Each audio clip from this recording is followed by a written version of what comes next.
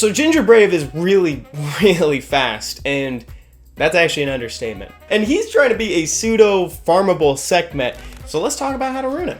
I know that I'm breaking the norm here, but let's actually look at his passive before we look at the rest of his skills, because it's going to frame the way that we look at this monster. The bravest cookie says basically the following. The higher his health, the faster he is. The lower his health, the more attack power he gets. And what that translates to is 30 extra speed at the start of the game. Credit to this user on Reddit for posting the stat check, which means GingerBrave is insanely fast. When you factor in the 110 base speed, before runes, speed leads, towers, he is already at a 140 speed at the start of the game. So naturally, it's really simple to get him to 300 speed. Heck, he can actually reach near 400 speed. According to a conversation that was further down in that same thread, a couple people were doing the math and bringing up the topic. If everything goes perfectly, all factors, he can reach 395 effective speed. That's about 394.5 according to that post. But now, so you got the speed, what do you do with it? More often than not, you're going to be leading with his second skill, Brave Dash. It strips one buff off the enemy and attempts to increase their cooldown time by 1. So if the target's on violent, obviously that means that they could still technically proc into getting that skill again, but more often than not, if you're competing for turn 1, you're probably going to want to deny their starter or their stripper, who's probably built on Swift.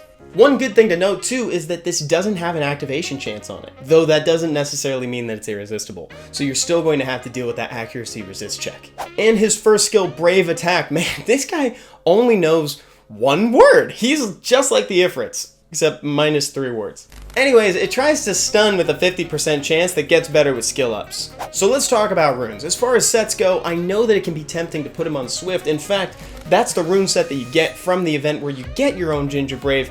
However, I would personally argue that you may want to consider runing him on Violent, or I've even seen some people do Rage, since it's so easy to get him fast. As far as offsets go, you could always use Focus, so that way you can get any missing accuracy that you can't find in the substats, or you could do something like Revenge, because he stuns on skill 1, or if you're going with the Rage approach, you can fill in extra crit rate with Blade set. Now let's move on to primary and secondary stats. His primary stats are going to be speed and accuracy. Speed, obviously, because that's what his whole kit is about. Everything about this monster says, I want turn 1, but accuracy is going to define what you do with that turn 1. Obviously, resist can still happen, but you're gonna want as much accuracy as possible, so that more often than not, you do end up resetting that skill 1. Though, maybe bring a backup plan, just in case. Now for your secondary stats. You want to opt for either of these in either order, either attack or HP. Attack because he's going to get more of it as his HP gets lower. Attack is going to be how he's primarily contributing to the game as it goes on. And HP because he sticks around. Both of his skills have very low cooldown time, so he's going to be trying to stun, strip, reset people's cooldown times pretty frequently. On your artifacts, if it isn't already super high, you're going to want to try to fill in as much accuracy as possible. He's not a multi-hitter, so additional damage artifacts are not as good as they could be here. Instead, you may want to opt for the inverse of that in damage reduction. Or if you're going Rage, maybe seek out some crit damage ones. GingerBrave is starting to see play as another Sekhmet option. People are bringing him against cleave comps to deny that turn 1, take it for themselves, and disrupt the enemy's plans. Let me know what you think of GingerBrave down in the comments. I'm thinking about maybe doing a cookies ranked video. Could be fun to see what the community thinks of all the collab monsters together. I hope you guys enjoyed the video, have a great weekend, and I'll see y'all next time.